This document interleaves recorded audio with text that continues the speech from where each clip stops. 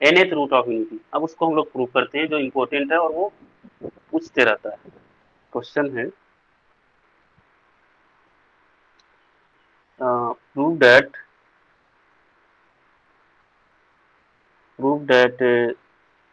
The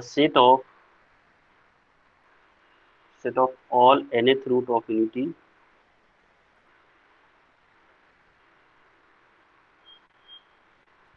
nth root of unity form a group।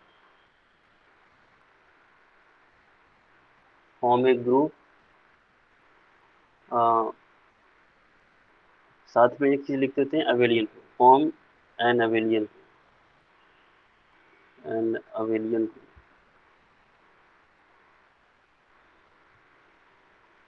Of order n with respect to multiplication।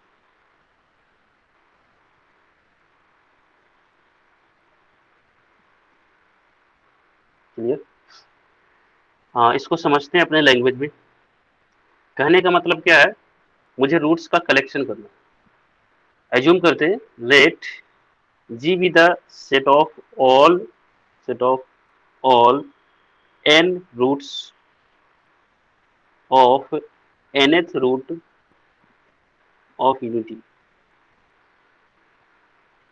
That means कहने का मतलब ये हो गया, G is a collection of all x belongs to complex number such that x n equal to 1।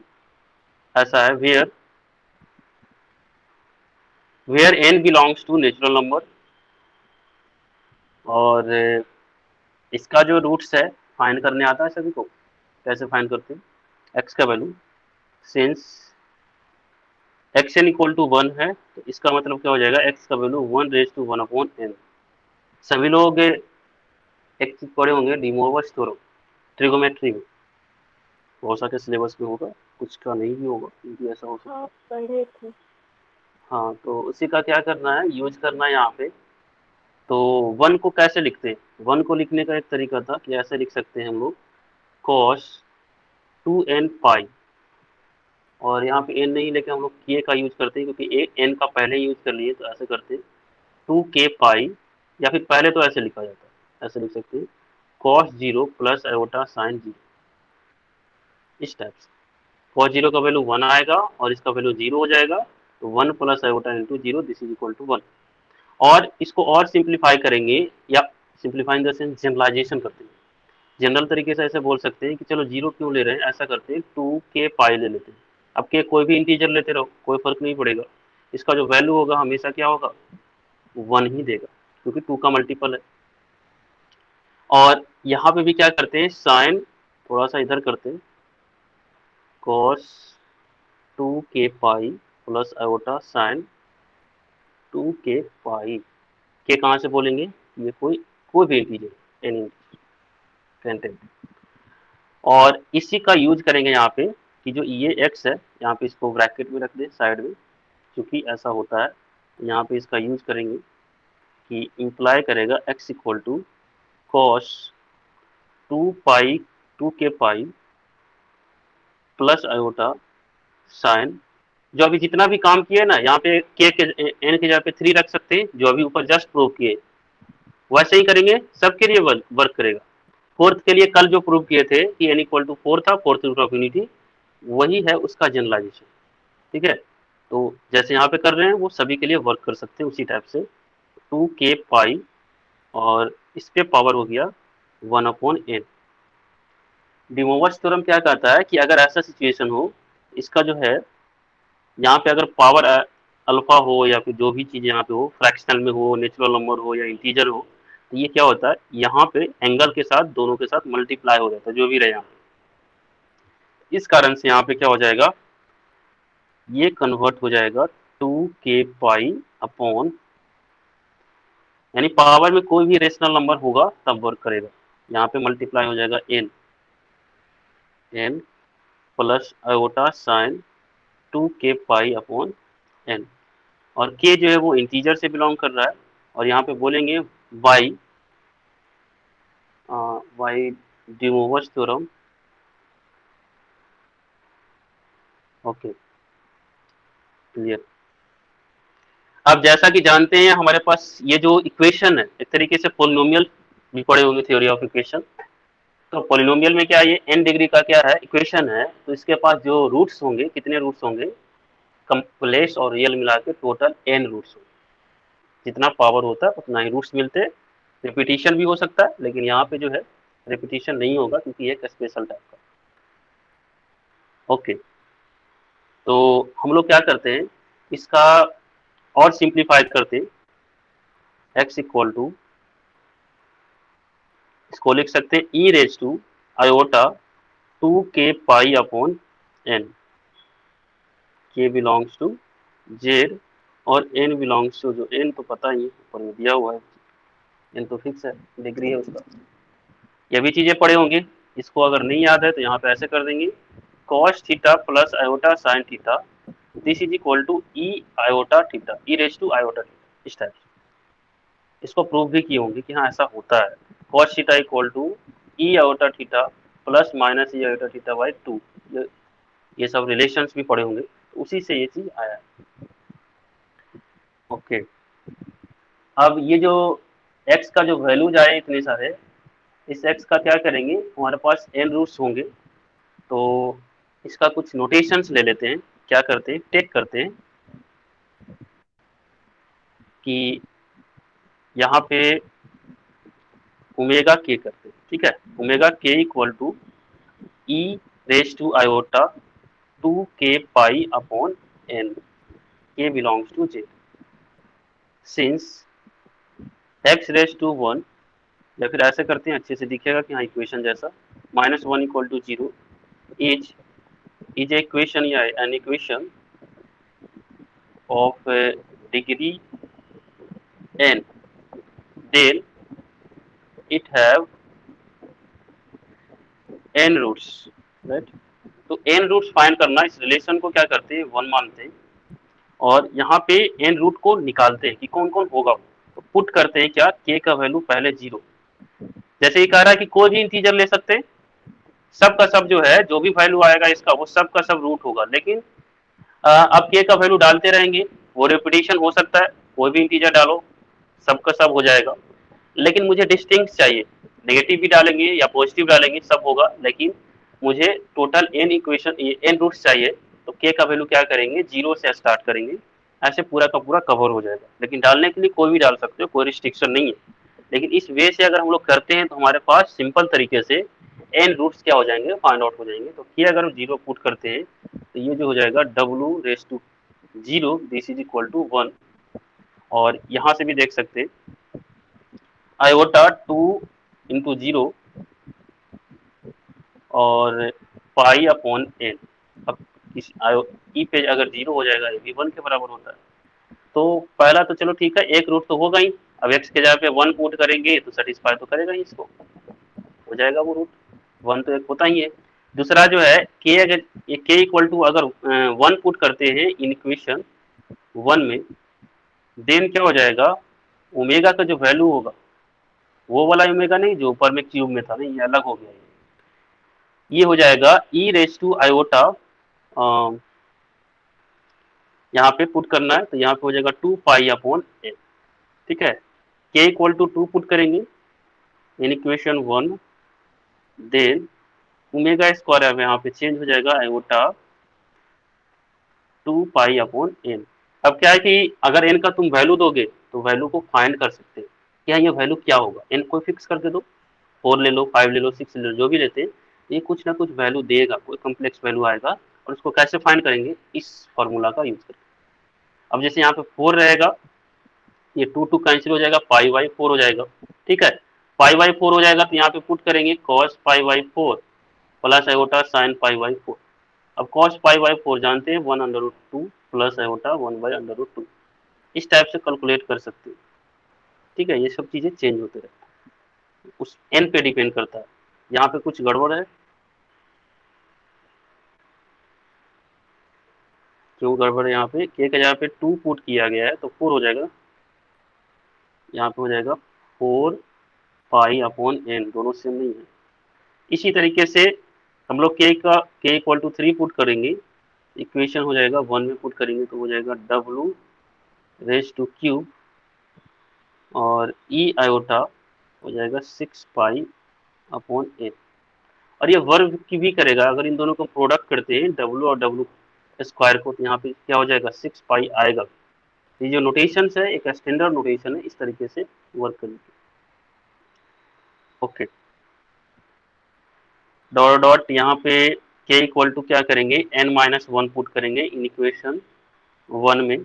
Then के की जगह पे n-1, तो omega raise to n-1 this is equal to e raise to iota 2 into k-1 pi upon sorry n-1, के की जगह पे n-1 pi upon यहाँ पे हो जाएगा n। ओके, अगर यहाँ पे के की जगह पे n पुट करते हैं इन इक्वेशन 1 में, देन क्या हो जाएगा omega raise to n equal to हो जाएगा e raise to iota 2 into n pi upon क्या हो जाएगा n। इसका मतलब क्या हो जाएगा, n कैंसिल हो जाएगा, और n कैंसिल हो जाएगा तो आयोटा 2 पाई हो जाएगा। सिंपली आयोटा 2 पाई क्या होता है, cos 2 थीटा 2 पाई प्लस आयोटा साइन 2 पाई, और दिस इज इक्वल टू 1। यानी कि ये 1 तो पहले आ चुका था, यानी कि टोटल कितना है, डिस्टिंक्ट कितना हुआ, 0 1 2 3 से लेके n-1 तक पुट किए तब ये डिस्टिंक्ट है। जैसे ही n पुट किए तो फिर से क्या हो गया 1, जैसे ही n+1 पुट करेंगे तो कौन सा आ जाएगा, ओमेगा। जैसे ही फिर n+2 पुट करेंगे तो फिर ये आ जाएगा, यानी फिर रिपीट करेगा साइकिल की तरह। ठीक है, तो हमारे पास टोटल जो है n रूट्स हो गए, और वो n रूट्स कौन सा होंगे यहाँ पे लिख देंगे, this is equal to W0 या फिर 1, जो भी है दोनों सेम है। और एक चीज़ और यहाँ लिख देते हैं कि अगर हम लोग के जगह पे n+1 पुट करते हैं इक्वेशन 1 में, देन जो होगा Wn+1 जो है इसके बराबर हो जाएगा, ये देख सकते हैं, वेरीफाई कर रहे हैं, n+1 पुट करना है के जगह पे, ऐसे होगा, और डिवाइड बाय दिस, और इसको इस टाइप से कर सकते हैं कि 2n pi upon n plus 2 pi upon n, right. आप इसको ऐसे लिख सकते हैं e raise to 2n pi upon n into e raise to iota 2 pi upon n, इस तरीके से डिस्ट्रीब्यूट कर सकते हैं। और इसका वैल्यू अभी देख रहे थे कितना था, ये 1 के बराबर आया। ये हो जाएगा क्या, 1 into e raise to iota 2 pi upon n, और ये जो वैल्यू है किसके बराबर है, स्टार्टिंग में देखेंगे तो ओमेगा के बराबर, यानी कि फिर से वो रिपीट हो रहा है। तो ऐसे नोट करके लिख सकते हैं कि अगर ऐसा हो ओमेगा पे पावर n प्लस कुछ भी आता है r, ठीक है, तो किसके बराबर हो जाएगा वो, this is equal to omega r। अब r जो है वो लेस देन होगा n से, और 0 से बराबर इस टाइप से बनकर, ठीक है, इसको नोट ऐसे कर सकते हैं फॉर यूज के लिए। यहाँ तक क्लियर है सबको, कोई कंफ्यूजन कहीं पे, अगर कोई कंफ्यूजन नहीं है तो आप जी को लिखते हैं, तो जी में कितने एलिमेंट हो जाएंगे, देयरफॉर ऐसे लिखेंगे, देन जी इक्वल टू हो जाएगा 1, पहला तो 1 आया था, उसके बाद ओमेगा, फिर ओमेगा स्क्वायर, ओमेगा क्यूब, इस तरीके से omega n-1, total n roots आ गए। या फिर इसको ऐसे लिख सकते हैं 1 e raise to iota 2 pi by n, दूसरा हो जाएगा e raise to 4 pi by n, और ये ऐसे चलेगा e raise to iota 2 2n-1 pi by n, ठीक है, इस टाइप से भी लिख सकते हैं। टोटल एन रूट्स है, इसको शो करना है कि ये ग्रुप फॉर्म करता है। यहाँ पे फनाइट तो है, राइट, एन का वैल्यू कुछ ना कुछ तो फिक्स रहेगा, तो ये जी जो है वो फनाइट सेट है।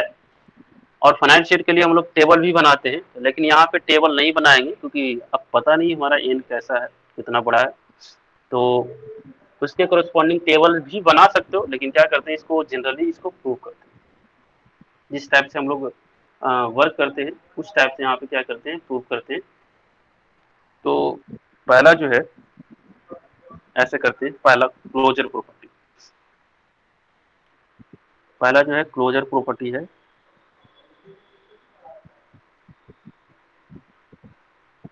कैसे शो करेंगे, हम लोग दो एलिमेंट लेते हैं यहाँ से, तो लेट ए और बी दो एलिमेंट है, ए बी लेते हैं जी से, मतलब इसी में से कोई ना कोई कोई होगा, राइट।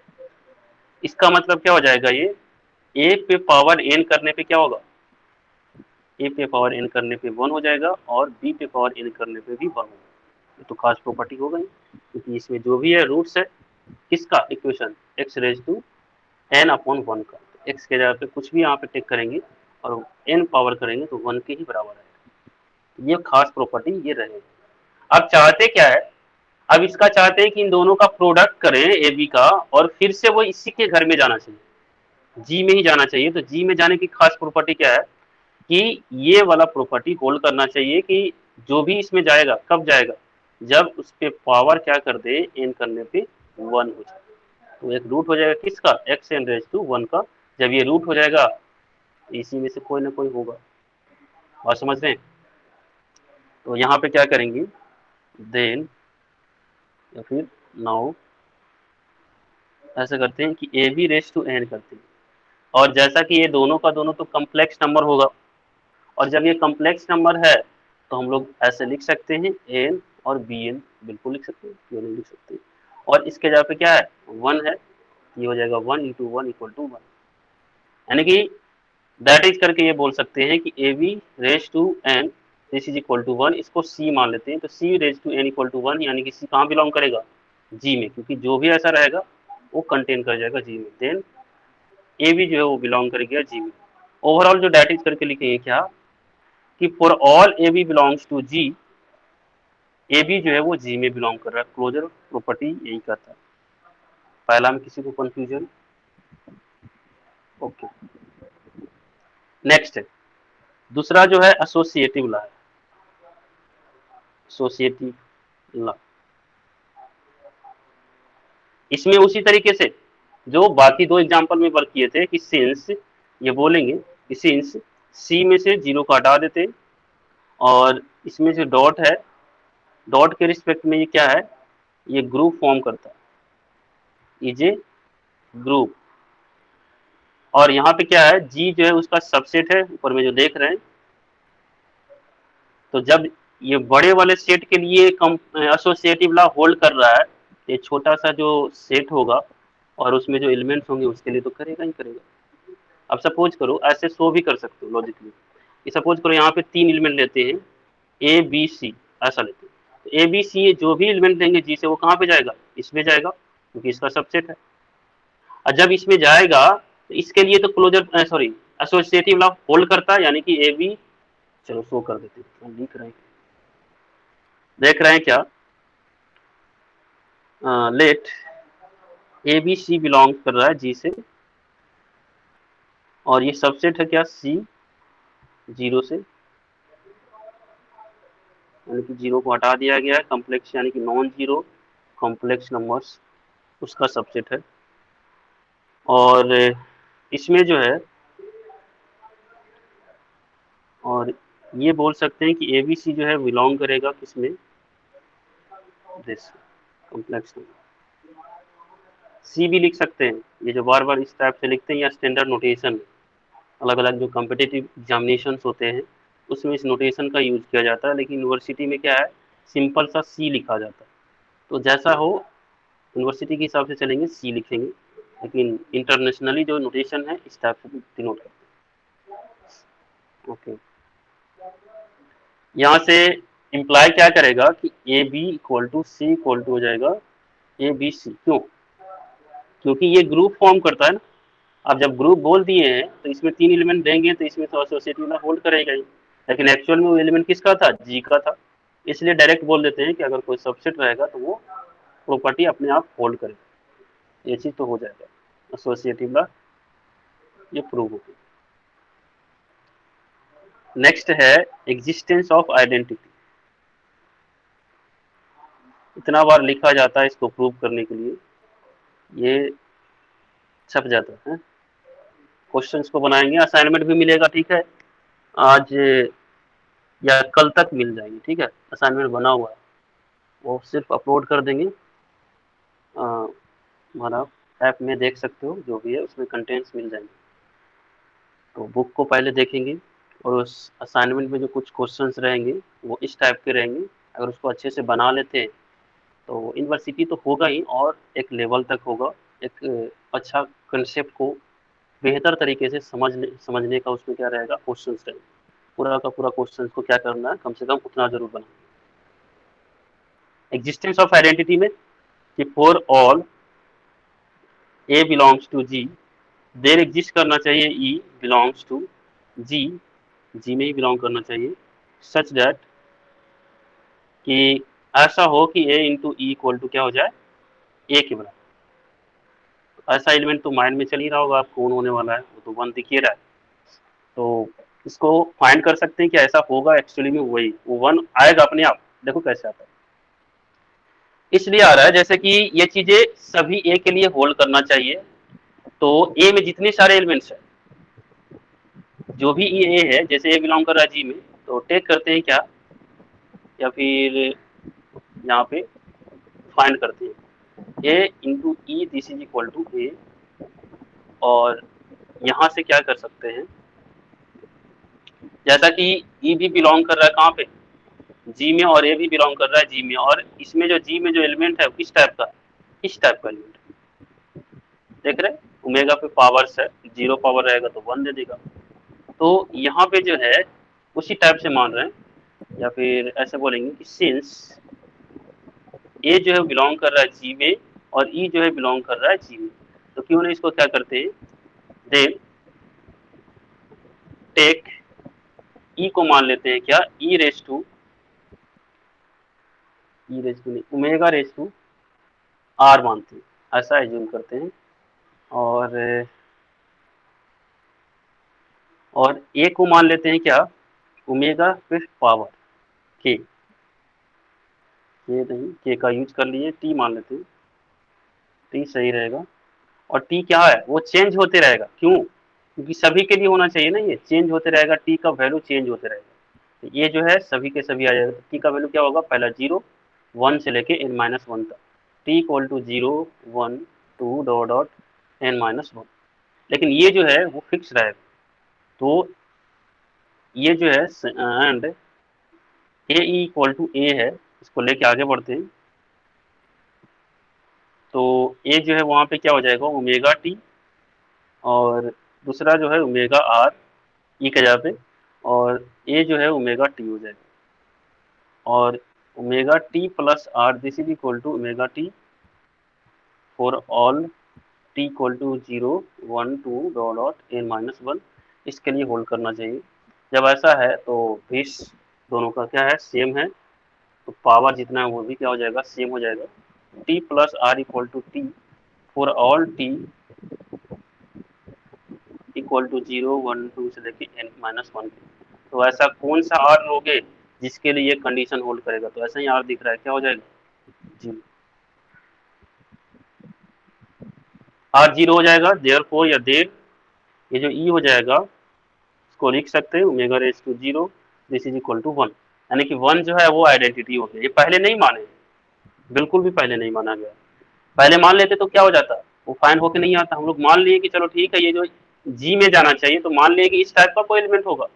अब यहाँ पे आर का वैल्यू क्या हो गया, अपने आप दे दिया कि नहीं, जीरो ही होना चाहिए, तभी ये पॉसिबल है। देन देयरफॉर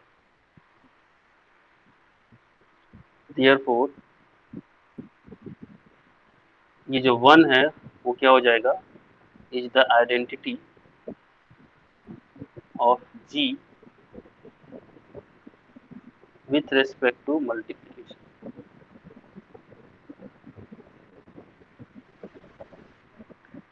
और अगला जो प्रॉपर्टी है, एग्जिस्टेंस ऑफ इनवर्स। पूरा जो है आधा क्वेश्चन किस तुम्हारा जो यूनिवर्सिटी में पूछता है इसी से रहता है। उसके बाद जब आगे बढ़ते हैं कुछ देर, तो सब ग्रुप का पार्ट्स आता है, उससे रहते हैं क्वेश्चन। और परमुटेशंस ग्रुप है तुम्हारा, क्वेश्चन ग्रुप है, ये सब चीज़ें भी डिफाइन किया जाएगा। और आधा ही पढ़ेंगे, आधा थर्ड ईयर में पढ़ेंगे। अलग अलग सिलेबस है, सबका अलग अलग वेरिएशन हो सकता है। एग्जिस्टेंस ऑफ इनवर्स,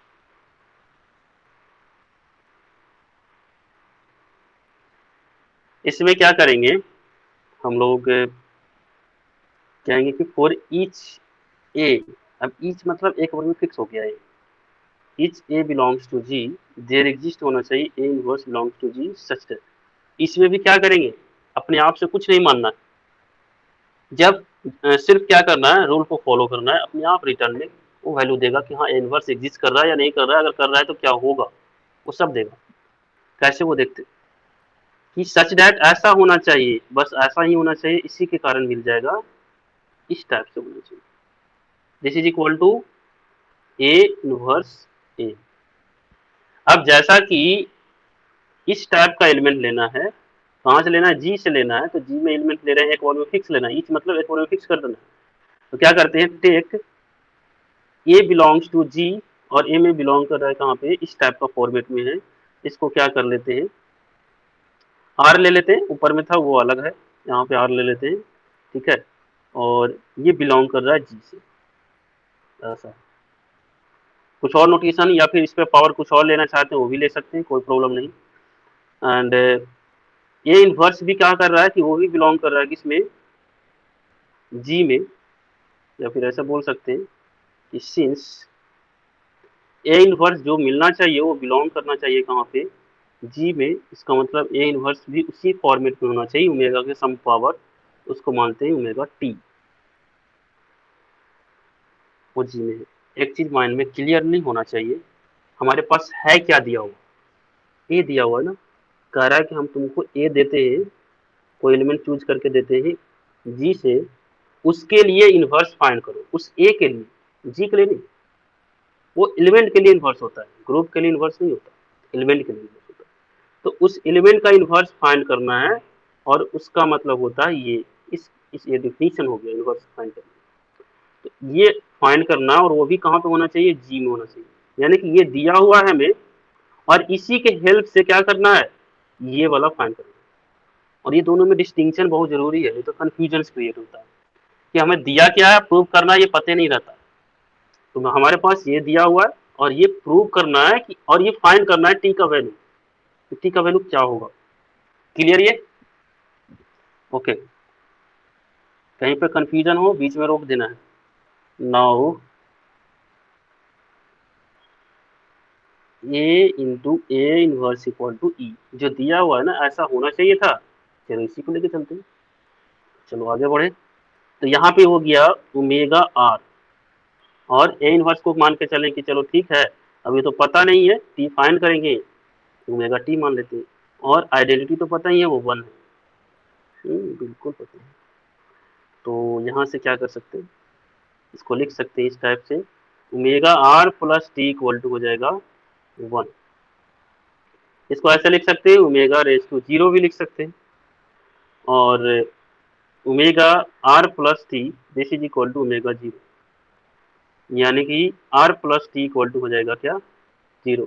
एक चीज गौर करना है यहाँ पे, ओमेगा 0 आया, एक चीज और यहाँ देखिए, आगे कंफ्यूजन नहीं हो इसलिए पहले बता रहे हैं।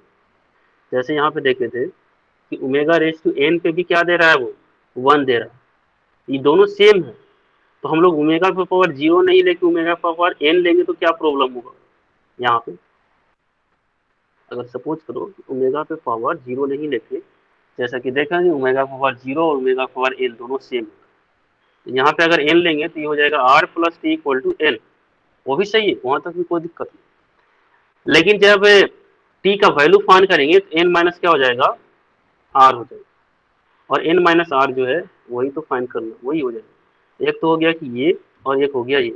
अगर सपोज करते हैं कि यहाँ से अगर फाइंड करते हैं तो टी का वैल्यू हो जाएगा माइनस आर, तो कोई ऐसा है कि यहाँ पे आर लेंगे और माइनस आर दिखे, इसमें से देखना, इस टाइप से देखना चाहिए, है कोई नेगेटिव दिख रहा है, यहाँ पे 1 पावर है, ये 2 पावर है, 3 पावर, ये एन माइनस 1 पावर है, कोई नेगेटिव नहीं है। लेकिन इसका मतलब ये नहीं है कि वो नहीं होगा, ये होगा, लेकिन ये छुपा हुआ है, रूप अलग है। जैसा कि बताएं कि ये होता है ओमेगा रेज टू एन के भी बराबर होता है, तो यहाँ पे क्या करेंगे, एन जब करेंगे तो वैल्यू आ जाएगा एन माइनस आर। अब एन माइनस आर क्या हो जाएगा, वो दिखेगा, क्यों, क्योंकि आर का जो वैल्यू है यहाँ पे ले रहे हैं डब्ल्यू आर, यहाँ पे डब्ल्यू रेज, या sorry omega raise to R है, तो जो आर है वो कहाँ से कहाँ तक होगा, इस टाइप से, n से छोटा, n-1 तक जाएगा ये। तो यहाँ पे जब पुट करेंगे n, यहाँ पे 0 भी ले सकते हैं, कोई दिक्कत नहीं है। अगर लेना है तो दोनों लिख देते हैं, ठीक है, कोई दिक्कत नहीं। इसको फिर दोनों को वर्क करेंगे, यहाँ पे लिख देंगे w, दोनों सेम है, इस इज इक्वल टू 1। अब यहाँ पे केस आएगा r plus T equal to, 0 हो गया।